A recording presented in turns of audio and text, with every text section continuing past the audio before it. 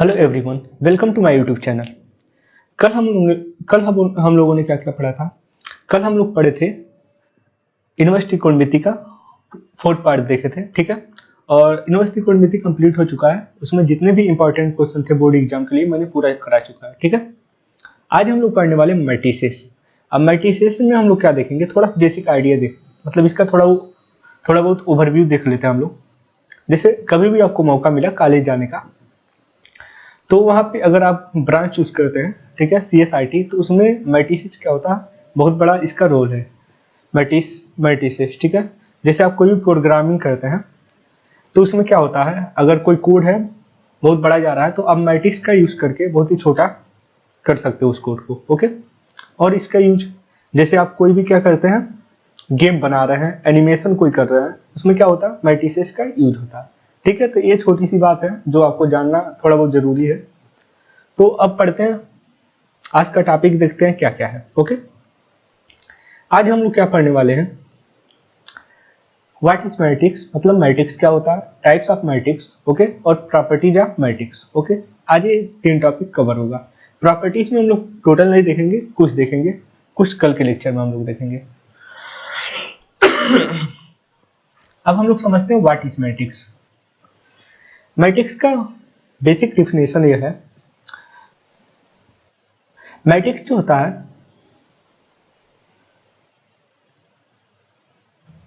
Matrix जो होता है रेक्टेंगुलर अरेंजमेंट ऑफ नंबर होता है, ठीक है। सिंपल सा ये है कि मैट्रिक्स जो होता है आयताकार, ठीक है, होता है। और उसमें क्या होते हैं, कुछ नंबर इंसर्ट होते हैं, ओके। कुछ नंबर क्या होते हैं, इंसर्ट होते हैं, उसमें रहते हैं। जैसे आप अपने कॉलेज में जाते हैं या क्लासरूम में जाते हैं, तो जो बेंचेस लगी होती है ना, बेंचेस जो होती है एक सिंपल सा अरेंजमेंट में होती है, ठीक है, जिसे row wise and column wise क्या करते हैं हम लोग, अरेंज किए रहते हैं। जैसे, ठीक है, अधिकतर मतलब आप लोग देखेंगे तो कॉलेज या क्लास में क्या होते हैं, रो वाइज और कॉलम वाइज ही क्या होते हैं, बेंचेस इसी मतलब रो या कॉलम में ही क्या होते हैं, अरेंज होते हैं। तो वो भी क्या होते हैं, क्लासरूम जो मेरा है वो भी क्या होता है, एक मैट्रिक्स के फॉर्म में ही है, ठीक है। तो सिंपल सा एक डेली लाइफ यूज है, मतलब ये क्लास वाला जो है समझ में आ गया होगा। अब देखिए यहाँ पे हम लोग देखते हैं, मैट्रिक्स का नाम जब भी हम लोग लिखते हैं तो कैपिटल ए से या capital B, capital C, capital से ही लिखते हैं, ठीक है। जो भी और यहाँ पे देखिए जो ये मैट्रिक्स है, मैट्रिक्स के अंदर जो भी एलिमेंट है दिखाई दे रहा है, A11, A12, A, ठीक है, जितने भी हैं ये क्या है, मतलब उसके अंदर एलिमेंट है। A11 एक एलिमेंट है, A12 एक एलिमेंट है, AIJ एक एलिमेंट है, ठीक है, ऐसे AI1 एलिमेंट है, ठीक है। अब मैट्रिक्स को हम लोग किसमें डिनोट करते हैं, सिंपल सा समझो, मैट्रिक्स को हम लोग क्या करते हैं, रो एंड कॉलम में डिवाइड करते हैं। तो यहाँ पे देखो जितने भी हैं ये, इसे क्षैतिज और ऊर्ध्वाधर में हम लोग व्यक्त करते हैं। तो जो ए दिख रहा है आर, ऐसे, तो ये R1 है मेरा, रो नंबर 1, ये R2 है, ये R3 है, ऐसे लास्ट वाला क्या RN है, ठीक है। ऐसे जो ऊपर दिख रहा है इसे कॉलम फर्स्ट बोलते हैं, इसे कॉलम सेकेंड, कॉलम थर्ड, ऐसे कॉलम रियल, ओके। तो यहाँ पे देखो मतलब कॉलम जो ऐसे दिख रहा है ना, ये क्या है, रो 1, ये रो 2, ये R3, जो ऊर्ध्वाधर दिख रहा है, ठीक है, जो खंबे की तरह खड़ा है, उसे हम लोग क्या बोलते हैं, कॉलम, ठीक है। सिंपल सा ये समझ में आ गया होगा, ओके। तो अब इसमें एक इंपॉर्टेंट टर्म आता है ऑर्डर। ऑर्डर जो होता है रो और कॉलम को बोलते हैं, ठीक है, मतलब रो और कॉलम। इसमें देखो ऑर्डर इसका क्या है, यम, और इसका कॉलम क्या है, यन, ठीक है। मतलब रो एंड कॉलम का मल्टीप्लिकेशन करते तो उसे ऑर्डर बोलते हैं। जैसे यहाँ पे समझो, इसका ऑर्डर ये बहुत ही इंपॉर्टेंट टर्म है। ऑर्डर जो होता है रो एंड कॉलम, ठीक है। जैसे ये पहला जो होता है ना, इसे रो बोलते हैं, सेकंड वाले को हम लोग कॉलम बोलते हैं, ठीक है। और कोई मैट्रिक्स है, अब उसमें कितने एलिमेंट हैं ये पता करने के लिए हम लोग क्या करते हैं, यम इंटू यम, मतलब दोनों का मल्टीप्लाई कर लेते हैं। जितना टोटल नंबर आता है वो क्या होता है, उसमें उतने एलिमेंट व्यवस्थित हैं, मतलब स्थित हैं, ठीक है। जैसे मान लो एग्जाम्पल से ए इक्वल टू है, ठीक है, ये 2, 3, 4, 5, ओके। अब देखो इसमें रो कितने हैं, पहला वाला यम क्या है, यम का मतलब रो। अब इसमें रो देखो, ये R1 है, ये R2 है, तो इसका ऑर्डर क्या हुआ, ऑर्डर इसका क्या हुआ, मतलब इसका रो क्या हुआ 2 एंड कॉलम इसमें कितने हैं, ये पहला कॉलम ये दूसरा कॉलम, इसका कॉलम फर्स्ट एंड सेकेंड, कितने कॉलम हो गए 2, मतलब आर्डर इसका क्या हो गया 2 क्रॉस 2। तो यहाँ से मिल जाएगा क्या इसका आर्डर क्या है 2 क्रॉस 2। अगर यही पूछा जाए कि इसमें कितने एलिमेंट है, नंबर ऑफ एलिमेंट, ठीक है, नंबर ऑफ एलिमेंट देखो m इंटू एम, तो यहाँ पे m की वैल्यू क्या है 2, मतलब रो कितने हैं 2 एंड कॉलम कितने हैं 2, तो 2 इंटू 2 4। तो इस मैट्रिक्स में देखो कितने एलिमेंट है 4 ही तो है, 1 2 3 4। ओके, यहाँ से समझ में आ गया होगा। और आर्डर को हम लोग हमेशा क्या करते हैं, जो भी मैट्रिक्स है, ये मैट्रिक्स है, इसके नीचे यहाँ पे लिखते हैं, ठीक है, यहाँ पे m इंटू एन। तो जो पहला होता है ना उसे रो बोलते हैं और सेकेंड होता है उसे कॉलम, ठीक है। हमेशा रो को पहले लिखते हैं और कॉलम को बाद में। अगर नहीं याद हो रहा है, अगर याद नहीं हो पाता है कि किसे पहले लिखते हैं, तो सिंपल सा आईपीएल देखते होंगे, आरसीबी का नाम सुने होंगे, आरसीबी से याद कर लो। जैसे पहला जो है इसे हम लोग रो बोलेंगे और सेकेंड कॉलम, ऐसे याद कर लो कि मैट्रिक्स को आरसीबी के फॉर्म में व्यक्त करते हैं। इसके आर्डर को पहले रो आता है और कॉलम, ठीक है। आरसीबी से तुम्हें याद हो जाएगा किसे पहले लिखते हैं। ओके, अब आते हैं फिर से पहले पेज पे और यहाँ पे देखते हैं हम लोग। जैसे देखो A11 है, ये पहला एलिमेंट। अब A11 का मतलब यहाँ क्या होता है, A11 जो यहाँ पे पहला लिखा है ना, ये रो है एंड सेकेंड रो लिखा वो कॉलम है, ठीक है। मतलब A1 मतलब first row and first column. ऐसे A12 देखो, A12 का मतलब क्या हुआ, फर्स्ट रो एंड 2 का मतलब सेकेंड कॉलम। देखो यहाँ पे ये फर्स्ट रो है और ये सेकेंडरी कॉलम है ना A12। ऐसे देखो A21 का मतलब पहले 2 है, तो ये R है ना, मतलब सेकेंड रो और ये फर्स्ट कॉलम। ओके, ये समझ में आ गया होगा ये क्या है। अब ऐसे देखो A इक्वल टू AIJ, इसे ऐसे भी डिनोट करते हैं मैट्रिक्स को AIJ, जहां पे I क्या है मेरा, I मेरा क्या है रो है और J क्या है कॉलम। ओके, और यहाँ पे भी देखो यम को हम लोग क्या आर्डर में क्या लिखते हैं, पहले R सेकेंड लिखते हैं column. Okay, where AIJ represent the element at the insertion of ith row and jth column। Okay, ये समझ में आ गया होगा मैट्रिक्स किसे बोलते हैं। अब देखो यहाँ पे जैसे हम लोग मैट्रिक्स का नाम लिखते हैं कैपिटल ए से लिखते हैं, तो ये हमेशा इंश्योर करना कि अंदर जो लिखा गया वो स्मॉल ए से ही लिखा जाए, ठीक है, क्योंकि इसे थोड़ा आसानी होता पढ़ने में। कोई जरूरी नहीं कि कैपिटल ए से ही लिखा जाएगा, कैपिटल बी लिख सकते हैं, कैपिटल सी। अगर कैपिटल बी लिख रहे हो तो इसके अंदर का एलिमेंट क्या लिखना, B11 B12 ऐसे। ओके, ये क्लियर हो गया होगा। अब ये भी आर्डर तो समझ में आ गया ना, आर्डर क्या होता है m इंटू n, मतलब पहले रो लिखते हैं फिर से कॉलम लिखते हैं। Number of element in a matrix क्या होता है m इंटू n। ओके, इस एग्जांपल से समझ में आ गया होगा। अब एक और एग्जांपल हम लोग करते हैं। अब ये बोला इन द मैट्रिक्स, ठीक है, find the order of the matrix. अब इसका आर्डर बताना। ओके, अब आर्डर का मतलब क्या होता है m इंटू n। m का मतलब ये पहले क्या है रो और सेकेंड क्या है कॉलम। तब इसमें बताओ रो कितने हैं। अब देखो ये पहला रो है R1, ये मेरा क्या है सेकेंड रो और ये मेरा क्या है थर्ड। ओके, तो इसमें टोटल रो कितने हैं 3 इंटू कॉलम बताओ कॉलम कितने हैं, ये फर्स्ट कॉलम C1, ये C2, ये C3 और ये C4। ये तो है 1 2 3 4, कितने कॉलम है 4, तो इसका आर्डर क्या हो जाएगा 3 इंटू 4। ओके, अब बोला द नंबर ऑफ एलिमेंट, इसमें नंबर ऑफ एलिमेंट कितने हैं, तो आर्डर जो आया है उनका मल्टीप्लाई कर दो 3 इंटू 4, कितना आ जाएगा 12। देखो 12 ही नंबर होंगे यहाँ से 1 2 3 4 5 6 7 8 9 10 11 12। ओके, अभी बोला है कि द एलिमेंट A13, मतलब आप फाइंड करिए A13 कौन सा है A13 का मतलब I1 का मतलब क्या होगा रो फर्स्ट रो, 3 का मतलब थर्ड कॉलम। अब देखो इसमें फर्स्ट रो कौन सा है, ये फर्स्ट रो है और थर्ड कॉलम यहाँ कौन सा है ये वाला, तो first row and third column की जगह पे कौन सा है 19, तो 19 हो जाएगा। ओके, ऐसे A21 फाइंड करना। A21 मतलब क्या है, ये R है ना सेकेंड रो और फर्स्ट कॉलम, सेकेंड रो ये है और इसमें फर्स्ट कॉलम मीन्स A, तो यहाँ पे क्या आ गया रूट में 5। ओके, ऐसे देखो A23 मीन्स क्या, ये सेकेंड रो थर्ड कॉलम, ये सेकेंड रो ठीक है, और थर्ड कॉलम कौन सा ये वाला, second row and third column, ठीक है, तो क्या हो गया 6।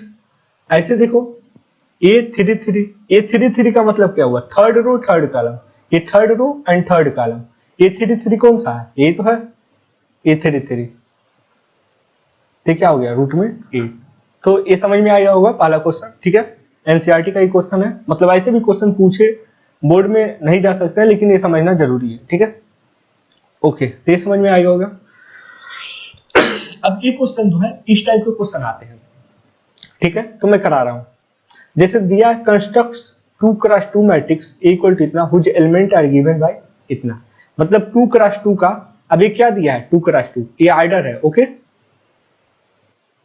आर्डर मतलब जो भी मैट्रिक्स हम लोग यहाँ पे बनाए उसका आर्डर क्या होगा 2x2, मतलब रो क्या होना चाहिए 2 और कॉलम भी 2, मतलब यहाँ पे क्या होगा A11 A12 A21 A22, okay. और इसका आर्डर क्या हो गया 2x2। अब इसको फाइंड करने के लिए हम लोग को क्या करना पड़ेगा, मतलब मैट्रिक्स बनाने के लिए A11 फाइंड करना पड़ेगा, फिर से A12, फिर से A21 और A22। तो यहाँ पे I एंड J क्या करता है, I मीन्स होता है रो एंड J मीन्स क्या होता है कॉलम, ओके। तो हम लोग पहले क्वेश्चन को सॉल्व करते हैं। पहले क्वेश्चन में हम लोग क्या करते हैं A11 फाइंड करते हैं। A11 मतलब I की जगह क्या 1 एंड J की भी जगह क्या हुआ 1, तो 1 + 1 का होल स्क्वायर बाई 2 मीन्स 2 का स्क्वायर मीन्स क्या हो गया 4/2, 2 2 जा 4, तो A11 क्या आ गया 2। ऐसे हम लोग क्या करेंगे, अब हम लोग को क्या चाहिए फर्स्ट और सेकेंड कॉलम, तो A12 हम लोग फाइंड करते हैं। A12 मतलब क्या हुआ I की जगह क्या पुट करें, ये पहला वाला क्या है I है और सेकेंड वाला J है, तो 1 J की वैल्यू 2 है, इसका होल स्क्वायर बाई 2 क्या हो गया 1 + 2 3, 3 का स्क्वायर 9/2, तो यहाँ से क्या हो गया A12 9/2। ऐसे अब हम लोग को क्या फाइंड करना A21 मीन्स अब I की जगह क्या पुट करना है 2, तो 2 + 1/2 का होल स्क्वायर। अब देखो यहाँ से भी क्या हो गया 9/2। अब देखो A21 फाइंड हो गया, अब A22 फाइंड करना है, ये भी फाइंड कर लिया जाए। A22 का मतलब देखो I की जगह क्या पुट करें 2 + J की जगह 2 का होल स्क्वायर बाई 2। अब देखो 2 2 4, 4 का स्क्वायर 16/2 मीन्स कितना मिल गया 8, ओके। अब ये तो मिल गया ना, अब मैट्रिक्स हम लोग बना सकते हैं ना इजिली। अब यहां से हम लोग मैट्रिक्स बना ले, एक सेकेंड। अब देखो A इक्वल टू क्या था मेरा, पहले यहाँ पे क्या था A11 A12 A21 और A22, ओके। एक कितने का आर्डर का मैट्रिक्स है 2x2 का। तब यहाँ पे देखो A11 की वैल्यू क्या है 2 पुट कर दिया जाए इसमें उसके जगह पे। अब A12 का 9/2 इसके जगह 9/2, ऐसे A21 का वैल्यू बताओ 9/2 और यहाँ पे देखो A22 का वैल्यू क्या है 8 हो गया। तो मेरा क्या मिल गया आंसर इसका, ओके। पहले क्वेश्चन का मुझे क्या मिल गया आंसर, तो A2x2 का क्या हो गया मैट्रिक्स बन गया, ठीक है। सिंपल सा था। AIJ मुझे पता है, तो A को I को क्या बोलते हैं रो और J को कॉलम, मतलब अब 2x2 का मैट्रिक्स बनाना है, आर्डर दिया है, तो उसके लिए क्या A11 A12 A21 और A22 को वैल्यू फाइंड करनी है, निकाल लेते हैं हम, ओके। ऐसे सेकेंड वाला क्या दिया AIJ इक्वल टू I/J, ठीक है। अब इसको भी हम लोग सॉल्व करते हैं।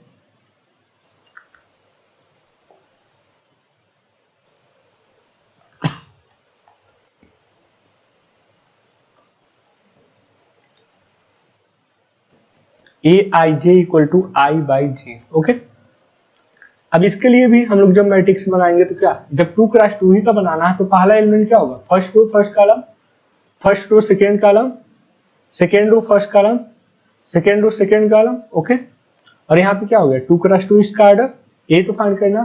अब देखो इससे फाइंड करना, सब कुछ दिया, तो A11 पहले फाइंड करते हैं। अब देखो I की वैल्यू क्या पुट करनी है 1, I की वैल्यू है, मतलब यहाँ पे देखो ये I की वैल्यू है और ये J की वैल्यू है, तो यहाँ J की वैल्यू 1 मीन्स क्या मिल गया 1।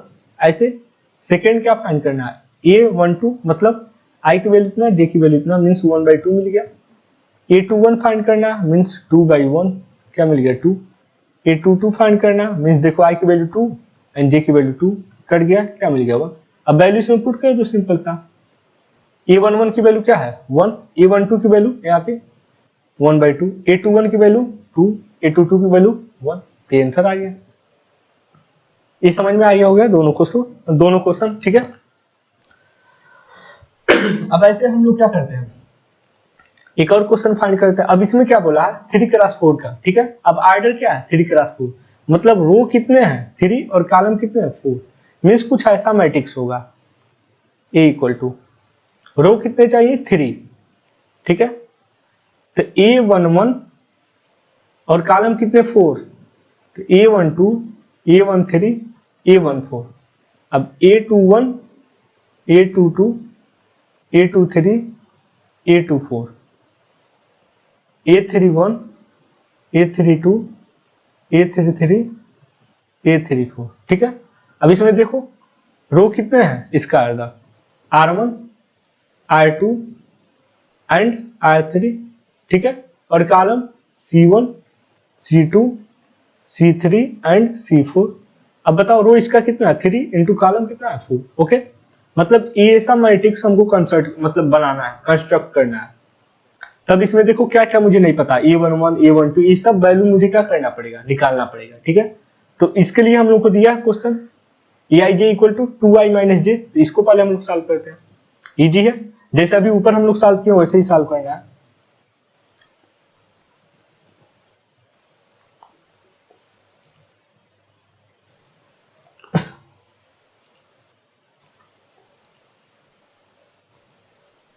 ओके तब देखो क्वेश्चन क्या दिया,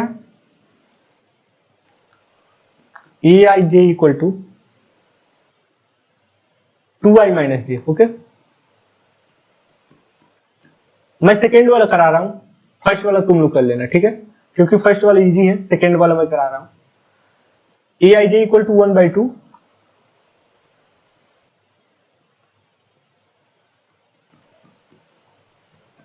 1/2, ओके, और -3i प्लस जे। सेकेंड भी वही क्वेश्चन है, ठीक है, सेम ही है दोनों। तो पहला तो थोड़ा इजी है, सेकेंड वाला मैं कर दे रहा हूँ, फर्स्ट तुम लोग कर लोगे, ओके। अब देखो इसमें फाइंड क्या करना है, पहले A11, A12, A13, A14 ये सब फाइंड करना है, पहले फाइंड किया जाए। A11 पहले फाइंड किया जाए, A11 मीन्स क्या हुआ, R की वैल्यू क्या है ऐसे 1 एंड मतलब R मतलब रो, वही R मीन्स यहाँ पे I है, ठीक है, I मीन्स भी रो एंड J, ओके। तो यहाँ पे देखो 1/2 -3 इंटू 1 प्लस J की वैल्यू 1, ओके। तो यहाँ से क्या हो गया 1/2 -3 इंटू 1, तो -3 प्लस 1 माइनस का 2, ओके। अब -2 ये मॉड्यूलस है, ठीक है, मॉड्यूलस का प्रॉपर्टी देख लो, थोड़ा सा नहीं पता है तो ये modulus of x minus x क्या होता है x, मतलब ये हमेशा क्या करता है, निगेटिव वैल्यू कुछ भी रहे उसे पॉजिटिव बना देता है। जैसे -2 है तो क्या करेगा 2 दे देगा, -8 है तो क्या दे देगा उसे 8 दे देगा, ठीक है। हर निगेटिव वैल्यू को क्या करता है, ये बाहर आता है तो पॉजिटिव बना देता है, सिंपल सा ये है मॉड्यूलस का मतलब। मॉड्यूलस के अंदर कुछ भी निगेटिव वैल्यू तुम दोगे तो पॉजिटिव बना के बाहर दे देगा, ठीक है, मतलब निगेटिव आदमी को पॉजिटिव बना के भेज देता है, मतलब। अब देखो सिंपल सा, जैसे कोई निगेटिव जिसके अंदर बहुत सारे थॉट्स आते हैं, उसे क्या करो, उसके ऊपर मॉड्यूलस लगा दो, जब मॉड्यूलस वो बाहर आएगा तो हमेशा पॉजिटिव सोचेगा, ठीक है। तब यहाँ देखो ये मॉड्यूलस निगेटिव वाला आदमी है, इसको बाहर करो क्या होगा पॉजिटिव, 2/2 मीन्स क्या हो गया 1, ओके। तो A11 फाइंड हो गया। अब ऐसे देखो A12 फाइंड करना, फर्स्ट रो सेकंड कॉलम। तब यहाँ पे देखो I की वैल्यू क्या है 1, -3 इंटू 1 प्लस J की वैल्यू बताओ क्या है 2। तो यहाँ से देखो क्या हो गया 1/2 -3 इंटू 1 तो -3 प्लस 2 तो 1/2 -3 प्लस 2 कितना हो गया माइनस का 1 तो -1/2। अब निगेटिव आदमी बाहर आएगा पॉजिटिव बन जाएगा ना। ऐसे A13 फाइंड किया जाए, ठीक है, A13 मतलब 1/2।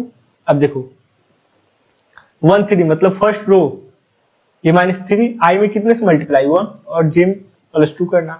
अब -3 प्लस 2 कितना हो जाएगा माइनस का 1/2। अब ये भी निगेटिव आदमी पॉजिटिव बन जाएगा। अब A14 ओके तो 1/2। अब यहाँ देखो -3 इंटू 1 प्लस 4। अब यहाँ पे देखो ये पॉजिटिव पहले से ही बन जाएगा, ऊपर 1/2 ही आ जाएगा। ओके, सॉल्व कर लेना, पता चल जाएगा। अब ये 1 4 यहाँ तक फाइंड हो गया। अब ऐसे अब ये देखो, ये तो फाइंड हो गया ना फर्स्ट रो, R1 पूरा फाइंड कर लिया हम लोग। अब सेकेंड रो 2 1 फाइंड करते हैं। ये 2 1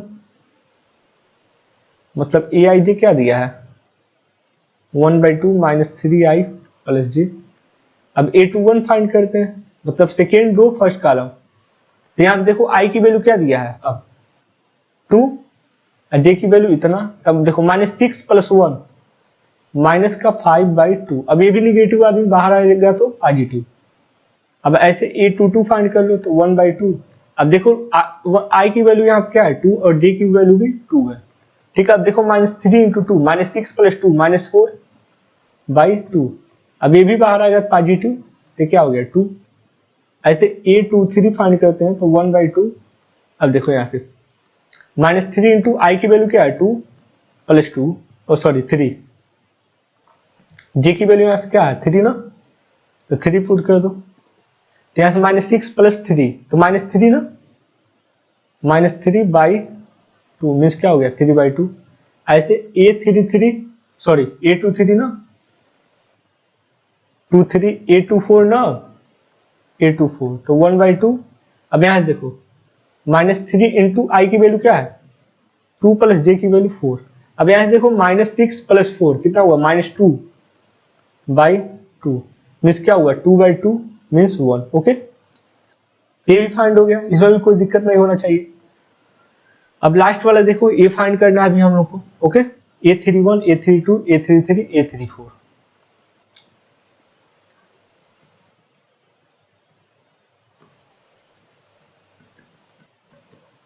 ठीक है, तब हम लोग फाइंड करते हैं a31 मीन्स अब i की वैल्यू यहां से बताओ क्या है 3, तो -3 इंटू 3 + 1।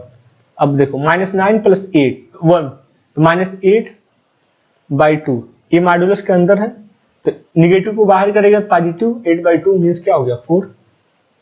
अब ऐसे a32 मीन्स 1/2 -3 इंटू 2। ठीक है, सॉरी 3 + 2। अब ये देखो -9 + 2 माइनस का 7/2 मीन्स क्या हो गया निगेटिव के बाहर करेगा पॉजिटिव। अब a33 1/2। ओके, अब यहाँ पे i की वैल्यू क्या है 3 और j की वैल्यू क्या है 3। अब यहाँ से -9 + 3 कितना हो गया -6/2। ये मॉड्यूलस का अंदर ऊपर है तो 6/2 मीन्स क्या हो गया 3। अब a34 तो 1/2 -3 इंटू 3 + 4। अब बताओ यहाँ से -9 + 4 तो माइनस का 5/2 तो 5/2। ओके, अब सभी वैल्यू फाइंड हो गए। अब हम लोग क्या करते हैं पुट कर देते हैं। a = क्या था a11 a12 a13 और a14। ओके, अब यहाँ से क्या था a21 a22 a23 and a24। ऐसे a31 a32 a33 और a34। अब क्या करो, इसका ऑर्डर क्या था 3 × 4। देखो रो कितने हैं 3 तो है और कॉलम 4।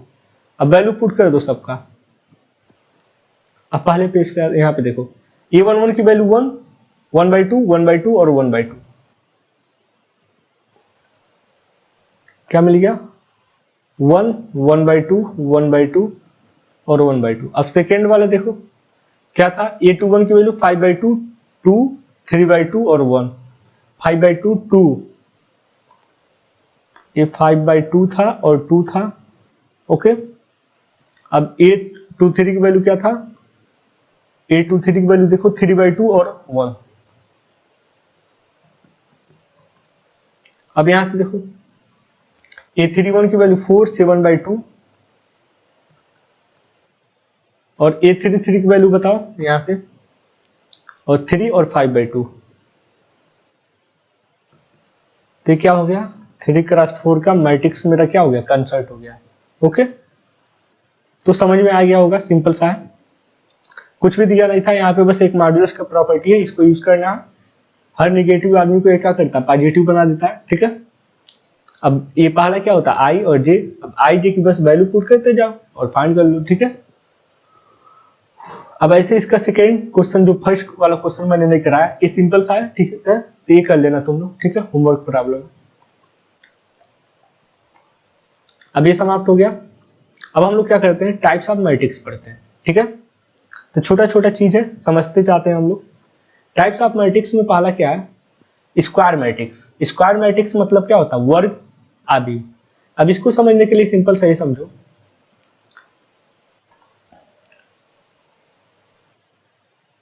बता रहा हूं, एक सेकेंड।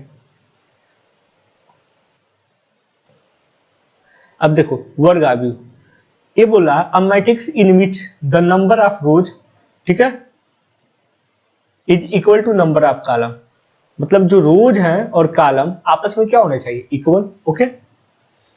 तो उसे हम लोग क्या बोलेंगे, स्क्वायर मैट्रिक्स। अब यहाँ पे देखो इसका आर्डर बताओ, ये R1 है, ये R2 है, ये C1 और ये C2, ठीक है। अब इसमें रोज कितने हैं, 2, और कॉलम कितने हैं, 2, ठीक है। तो यही तो है ना, नंबर ऑफ रोज और नंबर ऑफ कॉलम अगर इक्वल है तो क्या होगा, सिंपल सा m इक्वल टू n हो जाए, means number of rows equal to number of column. मतलब जितने रो रहे उतना ही कॉलम। तो यहाँ पे देखो 2 रो है और 2 कॉलम, तो क्या है, स्क्वायर मैट्रिक्स, ओके। ऐसे यहाँ पे देखो रो कितने हैं, 3, और कॉलम कितने हैं, 3। ते भी देखो number of rows equal to number of column है, ते भी क्या है, स्क्वायर मैट्रिक्स। समझ में आ गया होगा। स्क्वायर मैट्रिक्स में क्या होना चाहिए, number of rows equal to number of column, okay. तो यहाँ पे देखो ना, R1, ये R2 और ये R3, C1, C2 और C3, ठीक है। अब ऐसे एक एग्जांपल मैं और दे देता हूं, जैसे देखो 2 1 3 4 1 2, ओके। ये मैट्रिक्स मान लो ये है।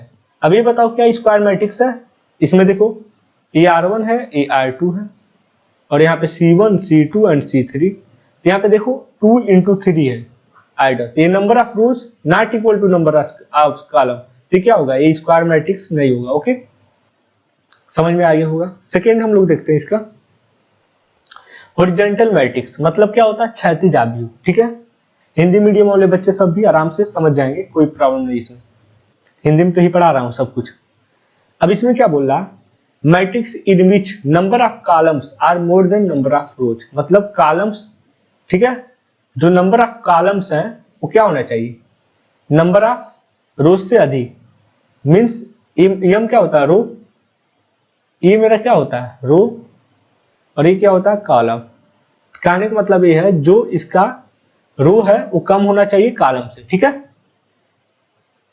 तो यहाँ पे देखो इसमें ये R1 है और ये R2 है, ठीक है, ये C1 C2 एंड C3। अब बताओ क्या number of rose less than है नंबर ऑफ कॉलम से। यहाँ पे रो कितना है, 2 एंड कॉलम 3, ये तो है, ठीक है। मीन्स क्या है, हॉरिजॉन्टल मैट्रिक्स। समझ में आया। यहाँ पे क्या होना चाहिए, number of columns, sorry, number of columns more than number of रोज। तो यहाँ पे देखो ना, n की वैल्यू अधिक है ना, ये कॉलम्स क्या है, अधिक ही तो है नंबर ऑफ रोज से, ये रोज है ना, इससे अधिक तो है ना। इसमें रोज कितना है, 2, और कॉलम कितना है, 3। तो ये क्या होता है, हॉरिजॉन्टल मैट्रिक्स, ठीक है, क्षैतिज आव्यूह। इसमें कॉलम अधिक होते हैं, ठीक है।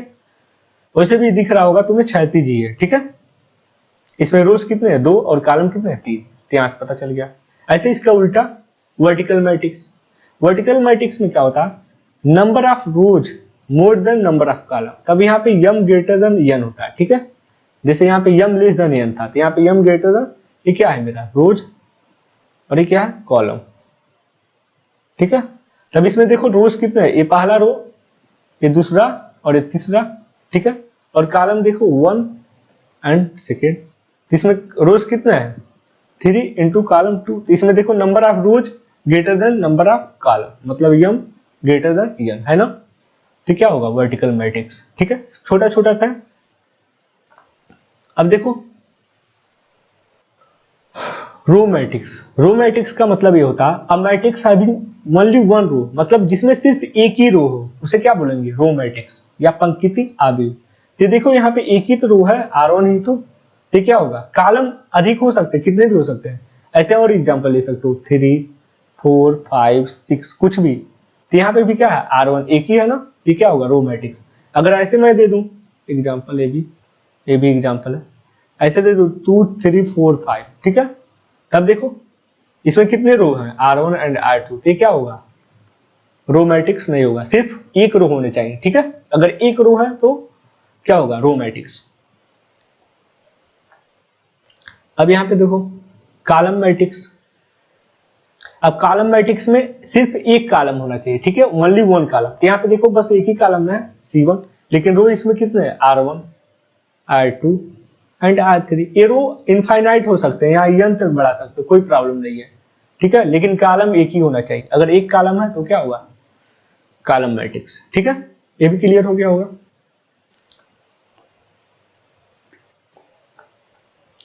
अब इसमें सबसे इंपॉर्टेंट आता है डायगोनल मैट्रिक्स।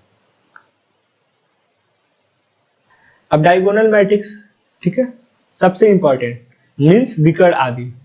अब ये बोला स्क्वायर मैट्रिक्स, ठीक है। अब ये क्या होना चाहिए, स्क्वायर होना चाहिए, मतलब आर्डर सेम होना चाहिए, ठीक है, इन दोनों का। स्क्वायर मैट्रिक्स इक्वल टू इतना square diagonal if aij equal to 0 for all i not equal to j। मतलब क्या है, aij का मतलब क्या है, ये रो है और एक कॉलम है, ठीक है। मतलब a11 a12 a13 ऐसे इक्वल टू 0 तब होगा जब i not equal to j हो, मतलब i की वैल्यू j के इक्वल ना हो, ठीक है। जैसे यहाँ पे देखो a12, यहाँ पे a12 की वैल्यू क्या होगी, 0 होगा। लेकिन अगर a11 हम लोग कर दे तो यहाँ पे देखो i not equal to j पे क्या होना चाहिए, 0, ठीक है। लेकिन अगर aij है a11, ये दोनों अगर आपस में इक्वल है तो यहाँ पे 0 नहीं होना चाहिए, 0 छोड़ के कुछ भी एलिमेंट ले सकते हो, ठीक है। यहाँ पे कहने का मतलब ये है।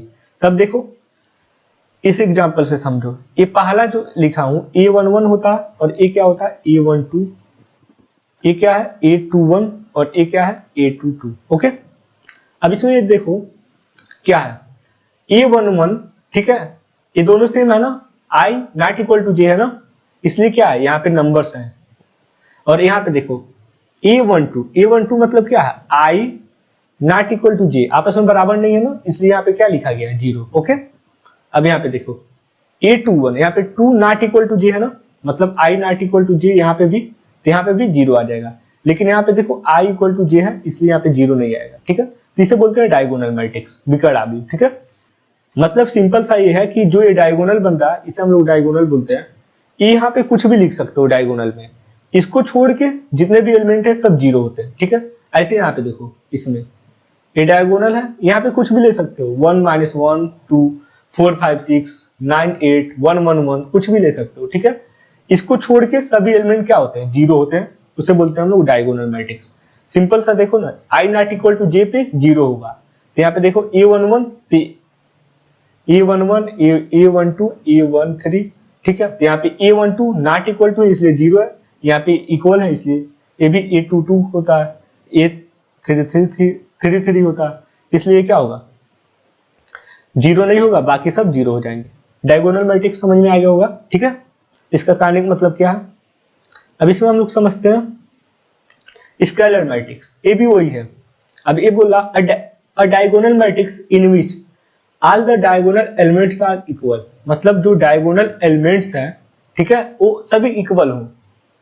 अब डायगोनल एलिमेंट्स कौन से होते हैं, विकर्ण आदि, मतलब ये क्या है, ये तो है डायगोनल एलिमेंट्स, ठीक है, ये सभी इक्वल हो, ठीक है। डायगोनल मैट्रिक्स तो समझ में आ गया था ना, मतलब डायगोनल में सिर्फ नंबर होने चाहिए, बाकी सब 0, ठीक है। लेकिन ये सभी इक्वल हो तो इसे क्या बोलेंगे, स्केलर मैट्रिक्स। ऐसे एक और एग्जांपल से समझो, जैसे ये 1 1 0 0, ठीक है। तो ये डायगोनल जो है मेरा, ये सेम है ना, सेम है तो क्या होगा, स्केलर मैट्रिक्स, ठीक है, ओके, क्लियर होगा। ऐसे यहाँ पे 3 3 लिख सकते हो, ये 4 4 रहेगा, मतलब सेम रहेगा, तभी क्या होगा डायगोनल। अगर ऐसे रहे 3 4 स्केलर, सॉरी स्केलर, अगर 3 4 0 0 है, तब यहाँ पे देखो ये डायगोनल एलिमेंट है, डिफरेंट है, डिफरेंस मतलब क्या है, डायगोनल मैट्रिक्स, ये स्केलर मैट्रिक्स नहीं हो सकता है, ठीक है। स्केलर मैट्रिक्स के लिए क्या होना चाहिए, सेम होना चाहिए, ठीक है। तो ये भी समझ में आ गया होगा डायगोनल एलिमेंट्स। अब देखो यहाँ पे नेक्स्ट जो आता है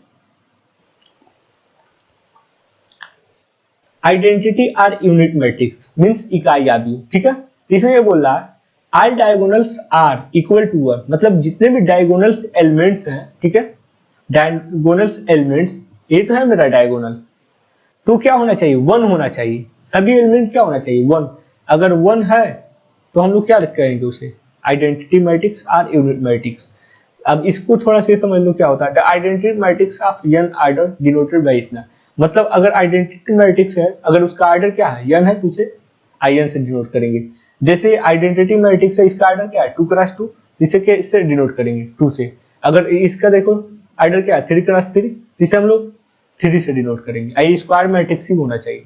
ऐसे देखो कोई ऑर्डर है i4 तो मतलब क्या है 1 0 0 0 0 1 0 0 0 0 0 1 सॉरी 1 0 0 0 0 1, ठीक है। तो ये 4x4 का है, इसका मतलब ये हुआ i4, ओके। तो आइडेंटिटी मैट्रिक्स में क्या होना चाहिए, ये जो डायगोनल एलिमेंट है, डायगोनल एलिमेंट ये क्या होना चाहिए 1 होना चाहिए। अगर 1 को छोड़ के कुछ और है तो क्या होगा आइडेंटिटी नहीं होगा, ठीक है, या यूनिट मैट्रिक्स नहीं होगा। ये तीनों एक ही जैसे हैं, थोड़ा सा डिफरेंस समझ लेते हैं इनके बीच में, डायगोनल स्केलर और यूनिट मैट्रिक्स के बीच में, ठीक है।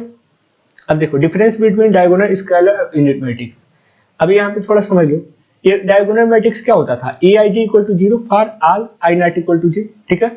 मतलब ये डायगोनल जो एलिमेंट है कुछ भी हो सकता है, यहाँ पे सिंपल सा समझो, ये कुछ भी हो सकता है 4 5 6 9 8 7 -1 -2, बस डायगोनल एलिमेंट, उसके अलावा सब 0 होना चाहिए, ठीक है। ये कुछ भी हो सकता है। इसमें क्या था डायगोनल एलिमेंट्स आर इक्वल, यहाँ पे कुछ भी नहीं हो सकता है, ये इक्वल होता है, ठीक है, इक्वल होना चाहिए। और यहाँ पे और कुछ भी नहीं, यहाँ पे क्या होना चाहिए यूनिट में 1 होना चाहिए, ठीक है, 1 के अलावा कुछ भी नहीं होना चाहिए, ठीक है। तब ये देखो क्या यूनिट मैट्रिक्स, यहाँ पे यूनिट मैट्रिक्स एक क्या है स्केलर मैट्रिक्स है, हाँ स्केलर मैट्रिक्स हो सकता है, क्योंकि क्या है ये सभी वैल्यू सेम ही तो है। लेकिन क्या स्केलर मैट्रिक्स एक यूनिट मैट्रिक्स हो सकता, ये नहीं हो सकता, क्योंकि यहाँ पे क्या होना चाहिए इसका 1 1 अगर आता तो हो जाता, लेकिन ये क्या है हो सकता है, ओके, समझ में आ गया होगा। ऐसे देखो क्या जो यूनिट मैट्रिक्स है मेरा एक डायगोनल मैट्रिक्स है, यूनिट मैट्रिक्स डायगोनल मैट्रिक्स है ना, देखो यहाँ पे तो कुछ भी रहे सेम ही, मतलब कुछ भी डायगोनल में रह सकता है, तो इधर से पॉसिबल है ये, लेकिन क्या ये पॉसिबल है, मतलब एक स्केलर मैट्रिक्स को हम लोग यूनिट मैट्रिक्स बोल सकते हैं, नहीं, सॉरी डायगोनल मैट्रिक्स को नहीं, ठीक है, ओके। ऐसे ही देखो क्या मतलब हम लोग उल्टा आ रहे हैं तो सही है, पीछे से आ रहे हैं तो सही है। ऐसे देखो क्या स्केलर मैट्रिक्स एक डायगोनल मैट्रिक्स हो सकता है, हाँ हो सकता है, क्योंकि ये कुछ भी रहे इससे कोई फर्क नहीं पड़ता। लेकिन क्या एक स्केलर मैट्रिक्स, ठीक है, एक sorry diagonal matrix scalar matrix हो सकता है, नहीं हो सकता, क्योंकि यहाँ पे 1 2 3 है, जबकि स्केलर मैट्रिक्स क्या बोलता है ये तीनों सेम होना चाहिए, कुछ भी रहे, या तो 2 2 2 रहे, या 3 3 3 रहे, या 1 1 1 रहे, ठीक है। तो सिंपल सा मतलब है लेफ्ट से हम लोग आ रहे हैं तो 2 है, मतलब यूनिट मैट्रिक्स को हम लोग क्या बोल सकते हैं स्केलर मैट्रिक्स भी बोल सकते हैं और डायगोनल मैट्रिक्स भी बोल सकते हैं। लेकिन और यहाँ पे देखो स्केलर मैट्रिक्स को हम लोग डायगोनल मैट्रिक्स बोल सकते हैं, लेकिन अब यहाँ पे देखो डायगोनल मैट्रिक्स को हम लोग स्केलर नहीं बोल सकते, और यहाँ से देखो डायगोनल को हम लोग यूनिट भी नहीं बोल सकते, ओके। नहीं डायगोनल तो हो सकता है, यूनिट तो हो सकता है, ठीक है, डायगोनल मैट्रिक्स 1 1 1 रहे तो यूनिट हो सकता है, ठीक है। ऐसे देखो स्केलर को हम लोग कभी यूनिट नहीं बोल सकते हैं, लेकिन अगर यहाँ पे 1 1 1 स्केलर यहाँ पे आ गया पॉसिबल है तो हो सकता है, ठीक है। लेकिन यहाँ से अगर यहाँ पे पॉसिबल यूनिट है तो ये हो सकता है, लेकिन ये कोई जरूरी नहीं है कि होगा स्केलर, ठीक है, यूनिट मैट्रिक्स। ये भी क्लियर हो गया होगा डिफरेंस बिटवीन, ओके। अब हम लोग नल मैट्रिक्स पढ़ते हैं, यहाँ तक तो क्लियर हो गया होगा। ये बोला a matrix whose all elements are 0 called null matrix, मतलब कोई मैट्रिक्स है उसके जितने भी एलिमेंट हैं सभी 0, ठीक है, उसे नल मैट्रिक्स बोलते हैं। जैसे मैट्रिक्स है इसमें A11 की वैल्यू 0 है, A12 की वैल्यू 0, A21 की वैल्यू 0, A22 की वैल्यू 0, मतलब सभी एलिमेंट क्या हो 0 तो उसे नल। ऐसे यहाँ पे भी इसका ऑर्डर क्या बताओ, रो कितने हैं 2 और कॉलम कितने 2, यहाँ पे देखो रो कितने हैं 3 और कॉलम कितने 3, ओके। नल मैट्रिक्स समझ में आ गया होगा। अब देखो अपर ट्रायंगुलर मैट्रिक्स,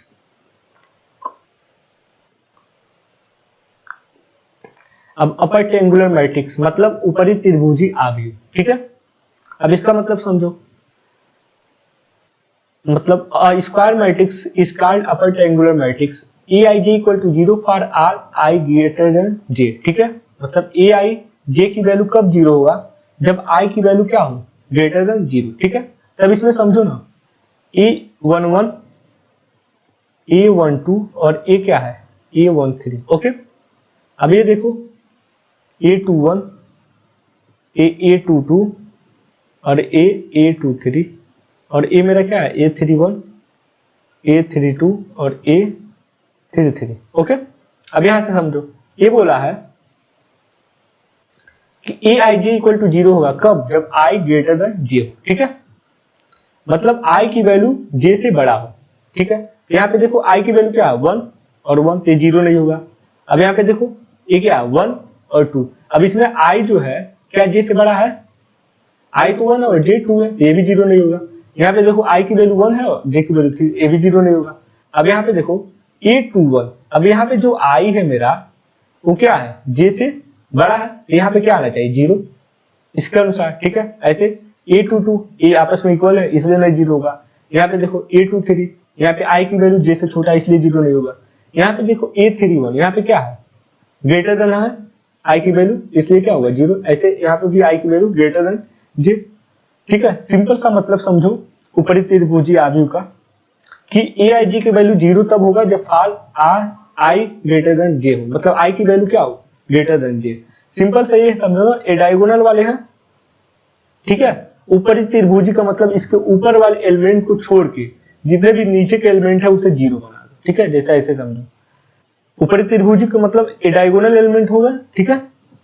अब इसके नीचे जितने भी एलिमेंट आ रहे हैं उनको 0 कर दो, 0 0 0, और डायगोनल में कुछ भी रहना चाहिए, जैसे यहाँ पे 0 0 हो सकता है, कोई प्रॉब्लम नहीं है, ठीक है। 4 5 6, ओके। यहाँ पे नंबर ले लो 7, ओके। ये क्या होता है, ऊपर वाले को छोड़ के इसके नीचे वाले पार्ट को क्या करो, 0 कर दो। ऐसे इसका उल्टा देखो, lower triangular matrix, lower triangular matrix में बस i लेस देन j जहां पे हो वहां पे 0 होता। इसके लिए क्या, डायगोनल को पकड़ो और इसके नीचे वाले को छोड़ दो, उसके ऊपर वाले को क्या करो, 0 कर दो, ओके। ये डायगोनल होता है। जैसे तुम्हें बनाना हो, जैसे 2 क्रॉस 2 का, तो 1 2 इसको पकड़ो, इसके नीचे वाले को क्या करो, छोड़ दो, यहाँ पे 4 लिख दो, इसके ऊपर वाले को 0 कर दो, 2 क्रॉस 2 का, ओके। ये सेम अपर ट्रायंगुलर मैट्रिक्स के जैसा ही था, ठीक है।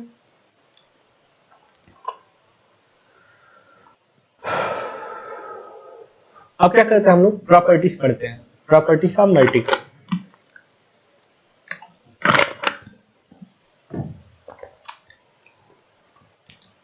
अब प्रॉपर्टीज ऑफ मैट्रिक्स में पढ़ते हैं पहले इक्वलिटी ऑफ मैट्रिक्स, मतलब आव्यूहों में समानता, ओके। आव्यूहों में समानता, ओके।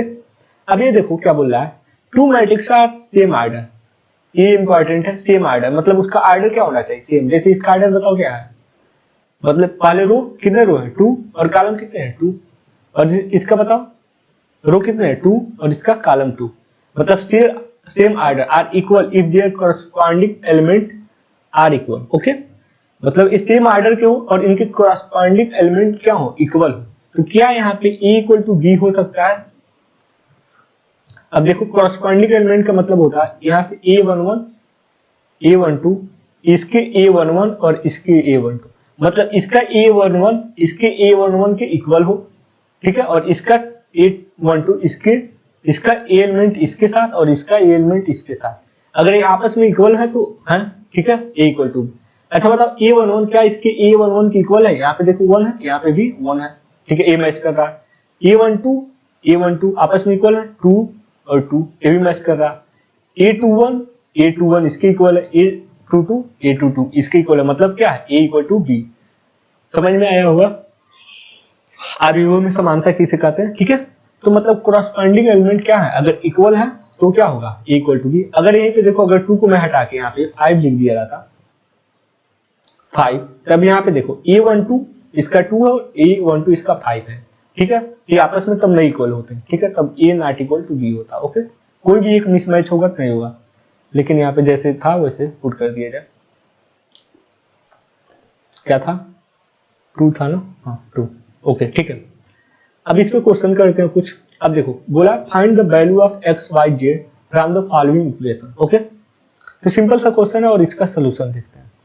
पहले तो देखो चेक करो हमेशा आर्डर सेम होना चाहिए। आर्डर देखो इसका क्या है 2x2 और 2x2, तभी इक्वलिटी हम लोग कर सकते हैं।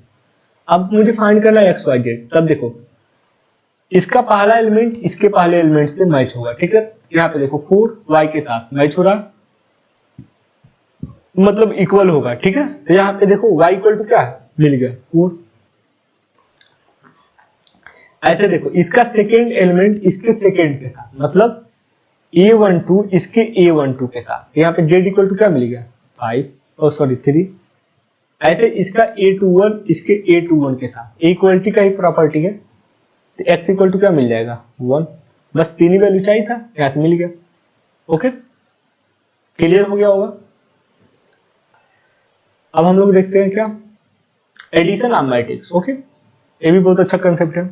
अभी बोला एडिशन ऑफ टू मैट्रिक्सेस, ठीक है, is possible only if they are same order. मतलब पॉसिबल कब है एडिशन, जब ऑर्डर इनका सेम हो, ठीक है। सेम ऑर्डर के रहेंगे तभी पॉसिबल है, ठीक है। जैसे इसका ऑर्डर बताओ। अब इसका कहने का मतलब सिंपल सा ऐसे भी समझ लो। ऑर्डर जैसे ए इक्वल टू दे दो, ये क्या है ए इक्वल टू ऐसे ले लो 4 5 6 7, ठीक है। अब बी इक्वल टू ले लो 1 2 3 4 5 6। ओके, अब ऑर्डर देखो, ऑर्डर इसका क्या है 2x2। देखो रो कितने हैं 2 और कॉलम भी 2। अब इसमें देखो रो कितने हैं 3 और कॉलम कितने हैं 2। तो अगर ऑर्डर सेम नहीं है तो एडिशन नहीं कर सकते, ठीक है, क्योंकि जोड़ेंगे तो इसका पहला इसके साथ जुड़ेगा, इसका दूसरा इसके साथ, इसका इसके साथ, इसका इसके साथ। लेकिन ये तो मिसमैच है ना, ये तो बच जा रहा ना, इसमें नहीं है। अगर इसमें ये एलिमेंट रहते हैं 3 4 कुछ भी, अगर ये ऑर्डर सेम रहता, ये भी 3x2 का रहता तब ऐड हो जाता, ठीक है। तो ऑर्डर का बहुत बड़ा इसमें रोल है, ठीक है। ऑर्डर सेम होने चाहिए। ओके,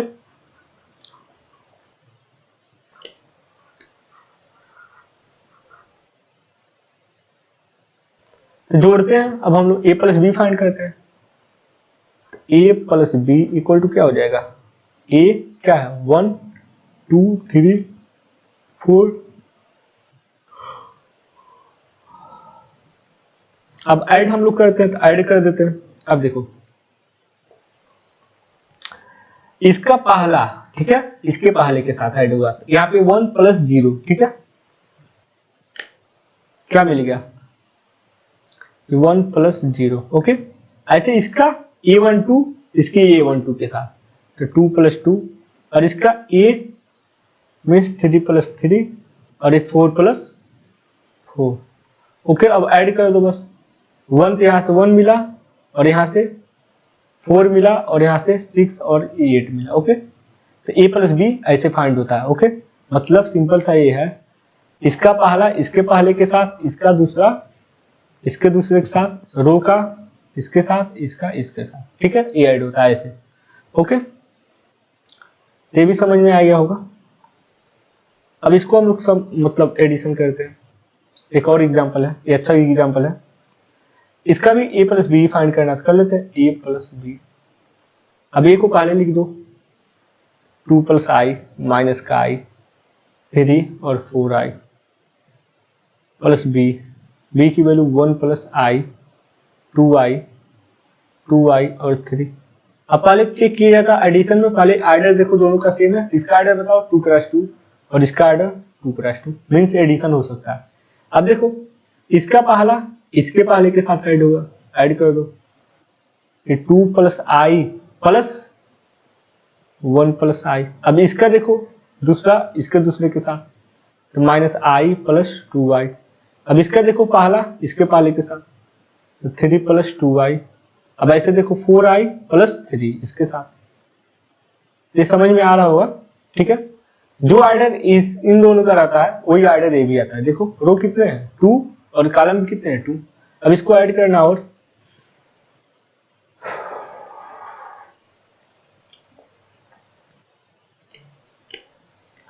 तो ऐड कर लेते हैं हम लोग। क्या मिला a plus B equal to, देखो यहां से, अब यहां देखो 2 और 1 3 हुआ, और यहाँ पे i plus I 2i, means क्या हुआ हो गया 3 प्लस 2i। अब यहाँ देखो माइनस आई में अगर 2i ऐड करेंगे तो कितना होगा, प्लस का i। ऐसे 3 + 2i तो ऐसे ही रहेगा। और यहाँ पे देखो ये तो पहले से ही ऐड है, 4i + 3। ये मेरे क्या हो गया, सम हो गया, तो ये आंसर आ गया। ओके, ये भी क्लियर हो गया होगा। इसका ऑर्डर क्या है, 2 क्रॉस। अब प्रॉपर्टीज ऑफ एडिशन देख लेते हैं, ठीक है। प्रॉपर्टीज ऑफ एडिशन में हम लोग देखते हैं, जैसे देखो ये बोला मैट्रिक्स एडिशन इज कम्यूटेटिव, ठीक है। Means a + b b + a, मतलब a में b को ऐड करो या b में ऐड कर a को ऐड करो, ये आपस में क्या होते हैं, इक्वल होते हैं, ठीक है। मींस a + b करो या b + a करो, कोई परेशानी नहीं, इसको आगे पीछे कर सकते हो, ठीक है। अब एसोसिएटिव लॉ भी फॉलो करता है, जैसे a + b + c equal to क्या है, मतलब a को पहले छोड़ दो, b + c को ऐड कर लो, उसके बाद से a में ऐड कर दो, ठीक है। उसके बाद इन दोनों का सम इसके साथ कर लेना, या ऐसे कर सकते हो a + b को पहले ऐड कर लो, बाद में c को ऐड कर लेना, इसका जो रिजल्ट आएगा c के साथ ऐड कर लेना, ठीक है, सिंपल सा। अब इसमें देखो कैंसिलेशन लॉ भी फॉलो होता, मतलब a + b है और a + c है, तो यहाँ से a को a से कट कर सकते हो, जो बचा b = c हो सकता है, ठीक है। ये प्रॉपर्टी है बेसिक सा। अब इस पे क्वेश्चन हम लोग सॉल्व करते हैं। अब देखो सब्ट्रैक्शन, देखो सब्ट्रैक्शन ऑफ मैट्रिक्स ये सेम एडिशन वाले जैसा है। Subtraction of two matrix is possible only if same order, मतलब इनके भी क्या होने चाहिए, ऑर्डर सेम होने चाहिए। देखो ये 2 क्रॉस 2 का और ये भी क्या है, 2 क्रॉस 2 का, ओके, ऑर्डर सेम है, तो सब्ट्रैक्शन कर सकते हैं। ओके, सॉल्यूशन में देखते हैं a - b मींस a को क्या करना है, b से माइनस करना है। अब a की वैल्यू क्या है, पुट करो 5 6 7 8 माइनस b मीन्स 2 3 4 5, ओके।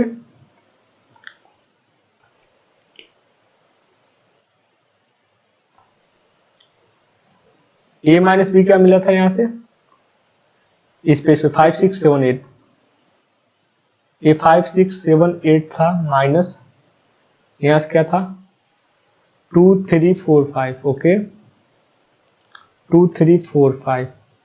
अब माइनस करना है, तब बताओ माइनस में क्या होता है, इसका पहला एलिमेंट इसके पहले एलिमेंट से माइनस होगा, ठीक है। तो क्या हो जाएगा बताओ, सिंपल सा, ये 5 - 2 हो गया, ऐसे a वाला इसके साथ, तो 6 - 3, ऐसे 7 - 4 और 8 - 5, ओके। मतलब इसका पहला एलिमेंट इसके पहले दूसरे के साथ, इसका सेकेंड रो का पहला एलिमेंट सेकेंड रो के पहले एलिमेंट के साथ, सेकेंड रो का सेकेंड एलिमेंट इसके साथ, ओके। तो क्या मिल गया, 5 - 2 3 और 6 - 3 3, 7 - 4 3 हो गया, और 8 - 5 भी क्या हो गया, 3, ओके। a - b मिल गया। यहां तक अभी तक सब कुछ क्लियर होगा, ठीक है। अब इसके आगे हम लोग पढ़ते हैं।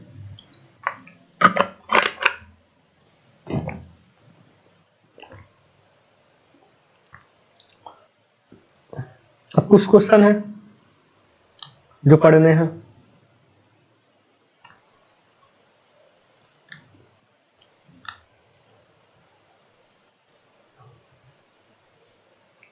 यहां से हम लोग सॉल्व करते हैं, कुछ क्वेश्चन हैं।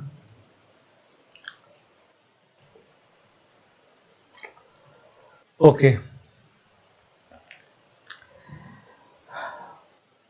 आज का जो टॉपिक है थोड़ा सिंपल सा है। अब हम देखो क्या बोला है, find x y and z, okay.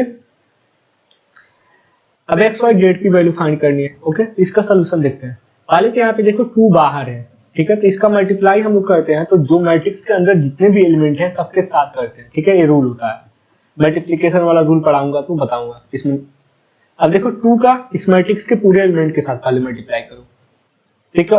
क्या हो गया, 2 × 1 2, 2 × 3 6, 2 × 0 0, 2 × x 2x, ओके।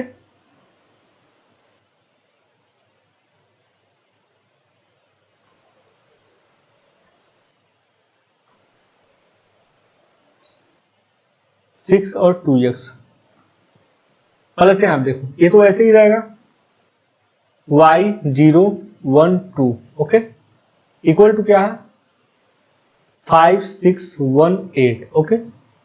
अब ये देखो एडिशन है, ऐड देखो क्या है सेम हमने 2 क्रॉस 2 का तो ऐड हो जाएगा पहला वाला पहले के साथ, तो यहाँ से क्या मिल जाएगा 2 प्लस वाई और यहाँ देखो 6 प्लस 0 और यहाँ देखो 0 प्लस 1 और यहाँ से 2x प्लस 2 यहाँ से क्या मिला 5 6 1 8 ओके। अब देखते हैं हम लोग पहले पे 2 प्लस वाई और यहाँ देखो 6 में 0 ऐड करेंगे तो 6 ही रहेगा, ऐसे 0 में 1 ऐड करेंगे तो 1 ही रहेगा और यहाँ से 2x प्लस 2 ही रहेगा।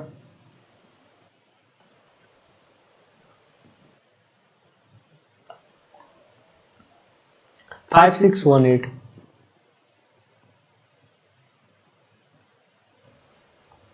अब हम लोग क्या करते हैं इक्वलिटी ऑफ मैट्रिक्स का प्रॉपर्टी लगाते हैं।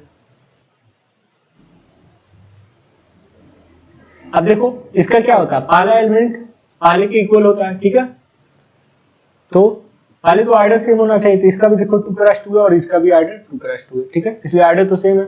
यहाँ 2 प्लस वाई इक्वल टू किसके इक्वल 5, ऐसे देखो सेकेंड वाला सेकेंड के इक्वल होना चाहिए ठीक है, थर्ड वाला थर्ड के, ये इसके इक्वल है 2x प्लस 8। यहाँ देखो y इक्वल टू 2 की इधर लाओ तो 5 माइनस 2, तो y की वैल्यू क्या मिल गई यहाँ से 3। और यहाँ से देखो 2x प्लस 8 की सॉरी 2x प्लस 2 था ना ये, यहाँ देखो 2x प्लस 2 किसके इक्वल है 8 के ना 8 के, तो 2x इक्वल टू 2 को राइट हैंड साइड में मिलाओ कितना, तो 2x equal to 6 means x की वैल्यू क्या मिल गई 6 में 2 से जब डिवाइड करेंगे तो क्या मिल जाएगा 3 ठीक है, 2 3 जा 6 ओके। तो x एंड y की वैल्यू मिल गई, ये मेरा क्या है आंसर है ठीक है, यही तो फाइंड करना था। इस क्वेश्चन में कुछ भी नहीं था, पहले हम लोग ये मल्टीप्लाई किए, मल्टीप्लिकेशन का रूल ये होता है कि मैट्रिक्स के हर एलिमेंट के साथ मल्टीप्लाई करते हैं, मल्टीप्लाई किए इतना आया इसको ऐसे नोट कर दिए, यहाँ से इसको ऐसे, अब इन दोनों का सम किए ठीक है, सम हो गया फिर से इसको, अब इक्वलिटी वाली प्रॉपर्टीज क्या किए पहला एलिमेंट इसके पहले एलिमेंट के साथ, ये लास्ट वाला लास्ट के साथ ठीक है, इक्वल हो गया। अब x और y की वैल्यू क्या होगी वहां से फाइंड हो गई ओके। ऐसे इसमें भी फाइंड करना है x y z की वैल्यू। तब देखो इसका पहला एलिमेंट अब इक्वल, यहाँ देखो इसमें क्या है कॉलम कितने, एक ही तो कॉलम है ना C1 बस, लेकिन रो कितने R1 R2 एंड R3 3 है, तो 1 क्रॉस 3 इसका आर्डर, इसमें देखो C1 एक ही है और रो कितने 1 2 3 आर्डर सेम, इक्वलिटी वाली प्रॉपर्टी लगा दो, यहाँ से क्या होगा इक्वलिटी वाली property x plus y plus z equal to क्या मिल जाएगा 9, ऐसे x प्लस जेड किसके इक्वल हो जाएगा 5 के, ऐसे y plus z equal to 7 okay. तो मेरा क्या है इक्वेशन नंबर फर्स्ट, ये 2 एंड 3, x y z की वैल्यू फाइंड करनी है, फाइंड कर लेते हैं हम लोग। अब यहाँ देखो x plus y plus z की वैल्यू 9 दिया और यहाँ पे x प्लस जेड की वैल्यू 5 है ठीक है, तो इसमें इक्वेशन फर्स्ट में इसकी वैल्यू हम पुट करते हैं, तो यहाँ से पता है x plus y plus z equal to 9 और हम लोग के यहाँ से पता है x प्लस जेड 5 है, x और प्लस जेड की वैल्यू क्या है 5, तो क्या बचा y बस 9, तो y इक्वल टू 9 माइनस 5, तो y की वैल्यू क्या मिल गई यहाँ से 4 ओके। ये समझ में आया होगा क्योंकि x प्लस जेड की वैल्यू पता, ऐसे यहाँ से देखो x plus y plus z equal to 9 है, अब यहाँ पे देखो y प्लस जेड की वैल्यू 7 दिया है, मतलब इन दोनों का सम दिया है 7, तो x प्लस 7 इक्वल टू 9, तो x इक्वल टू 9 माइनस 7, तो x इक्वल टू क्या मिल गया 2 ओके। अब यहाँ से तुम देखो x और y की वैल्यू मिल गई, पुट कर दो z की वैल्यू मिल जाएगी ठीक है, किसी एक में पुट कर दो ना, इक्वेशन 2 में या थर्ड में, मुझे किसकी फाइंड करनी है z की ना, तो इसी में पुट कर दो ना, y की वैल्यू क्या है 4, तो 4 plus z equal to 7 mean z equal to 7 minus 4, z equal to क्या आ गया 3 ओके। समझ में भी आ गया होगा कैसे फाइंड किया गया ओके। अब नेक्स्ट क्वेश्चन हम लोग सॉल्व करते हैं। नेक्स्ट क्वेश्चन में देखो x प्लस वाई की वैल्यू इतना दिया है, means x plus y equal to क्या है 2 1 1 2। ओके, और देखो 2x माइनस वाई की वैल्यू दिया है 1 2 2 1। अभी बोल रहा है कि find the value of x and y, मतलब x और y की वैल्यू फाइंड करना। तो क्लास 8 में हम लोग बहुत ज्यादा इक्वेशन सॉल्व किए हैं, ठीक है। अब इक्वेशन इसे फर्स्ट मान लो और इक्वेशन सेकेंड, और इसे क्या कर दो, ऐड कर दो, add first plus second. Okay, add करेंगे तो क्या होगा, यहाँ पे देखो plus plus into minus minus ही रहेगा, यहाँ पे प्लस। ओके, अब देखो ax प्लस 2x ये तो ऐड होगा, a प्लस वाई और माइनस वाई कट जाएगा ना, मीन्स यहां से क्या मिल गया, सिंपल सा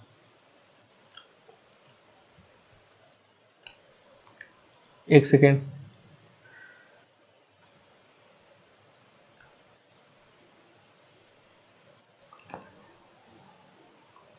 लेफ्ट हैंड साइड में देखो y से y कटा, इधर क्या मिला x plus 2x left hand side में,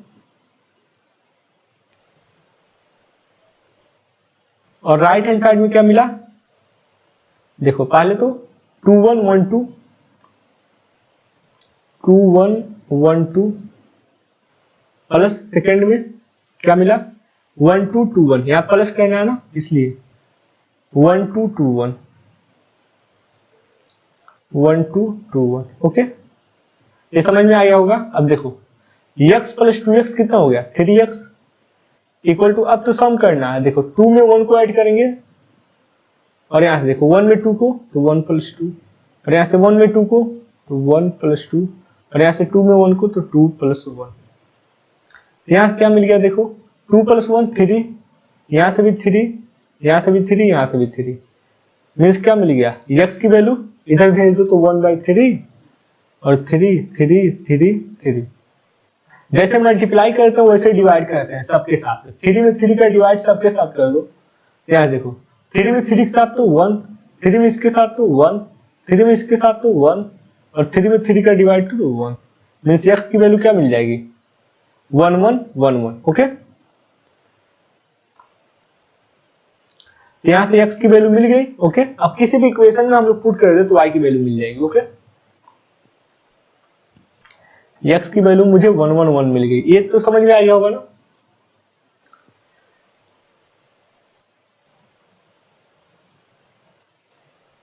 अब y की वैल्यू फाइंड करनी थी, ठीक है। तो एक कोई भी इक्वेशन ले लेते हैं, x plus y equation first, from equation first हम लोग ले लेते हैं, x plus y equal to क्या है 2 1 1 2।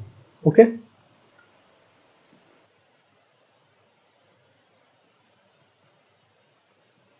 x plus y equal to क्या है 2 1 1 2। इक्वेशन फर्स्ट देखो ये तो है 2 1 1 2। पुट करते हैं, put x in equation first, मतलब x की वैल्यू जो भी है इक्वेशन फर्स्ट में पुट कर देते। x की वैल्यू क्या आया था, देखो यहाँ से 1 1 1 1, ठीक है, ये तो आया था 1 1 1 1, पुट कर दिए यहाँ से y इक्वल टू यहाँ से 2 1 1 2। अब देखो ये नंबर्स में मैट्रिक्स वाले एक साथ डालने चाहिए, इसको क्या करो राइट हैंड साइड में भेज दो, इधर प्लस में राइट हैंड साइड में जाएगा क्या हो जाएगा निगेटिव में 2 1 1 2, ये क्या हो गया निगेटिव में 1 1 1 1। अब देखो सब्ट्रैक्शन का आ गया, तो सब्ट्रैक्शन को हम लोग करते आ रहे हैं ऊपर से, अब सिंपली इसको सब्ट्रैक्ट करना कर दिया जाए।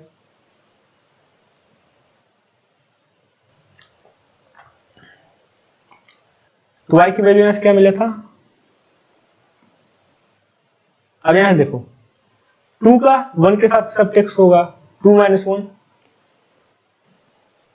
अब यहाँ देखो 1 का 1 के साथ, क्योंकि इसका सेकेंड इसके सेकेंड इसके साथ तो 1 - 1। अब ऐसे 1 का इसके साथ 1 - 1, और लास्ट वाला 2 - 1। ओके, तो यहाँ से क्या मिल जाएगा y इक्वल टू 2 - 1 तो 1, और 1 - 1 0 0 और 1, तो y की वैल्यू क्या मिल जाएगी 1।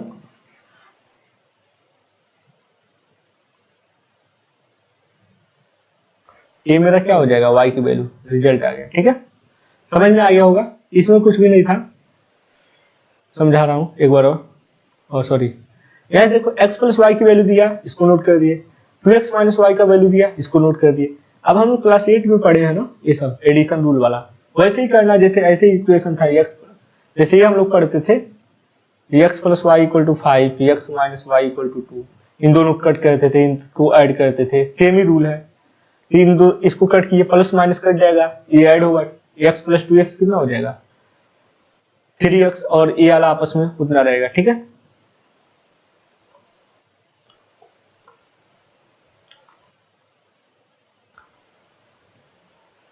तो एक क्वेश्चन और है, इस पर हम लोग सॉल्व कर लेते हैं, ठीक है, उसके बाद से हम लोग कल सॉल्व करेंगे।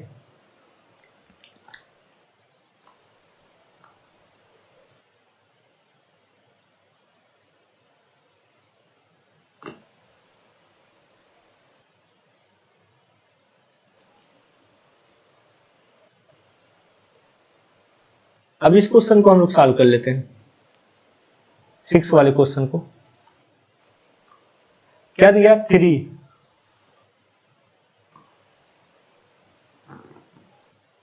x y z और w, okay, equal to x 6 minus का 1 और 2w प्लस का 4x प्लस y और z प्लस w और 3, ओके। फाइंड करना है x y z and w की वैल्यू। 3 का मल्टीप्लाई कर दो सेम सबके साथ, 3x 3y 3z और 3w, ओके, इक्वल टू ऐसे ही रहने दो। ये आपस में एडिशन है तो पहला वाला पहले के साथ तो x प्लस 4, ऐसे इसका इसके साथ तो क्या हो जाएगा 6 प्लस x प्लस y, इसका इसके साथ तो minus 1 plus z plus w, और इसका इसके साथ तो 2w। अब ये सब समझ में आ रहा होगा, ठीक है।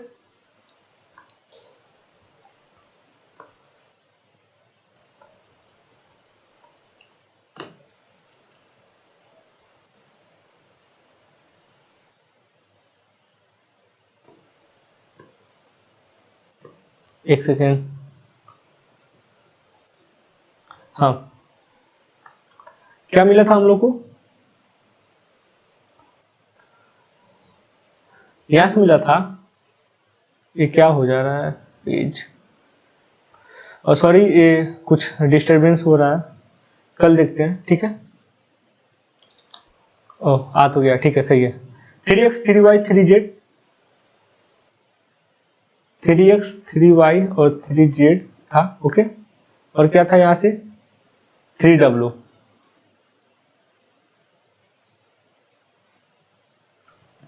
इक्वल टू यहां से क्या था x plus 4 6 plus x plus y,